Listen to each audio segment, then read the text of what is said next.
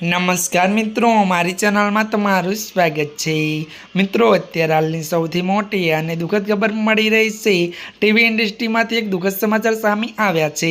પીઢ અભિનેત્રી અને કુમકુમ ભાગ્ય ફેમસ આશા શર્માનું 88 વર્ષની વયે નિધન થયું છે।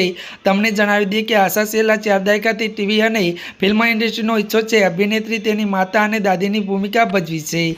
તો મિત્રો, વધુ આપને જણાવી દઈએ કે તે ટીવી પર મન કી અવાજ, પ્રતિજ્ઞા અને કુમકુમ ભાગ્યમાં જોવા મળ્યા હતા। આશા શર્મા પોતાની 4 દાયકાની કારકિર્દીમાં લગભગ 40 ફિલ્મો અને ઘણા ટીવી શો કર્યા।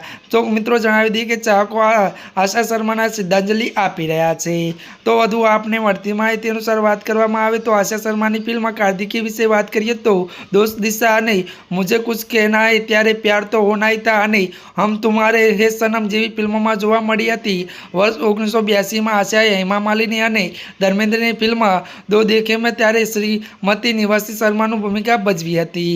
જી હા મિત્રો, આજના માટે આટલું જ। અમારી ચેનલમાં નવા હોય તો અમારી ચેનલમાં મિત્રો તમે અમારી ચેનલને મિત્રો લાઇક, શેર અને સબસ્ક્રાઈબ કરી દેજો। ધન્યવાદ।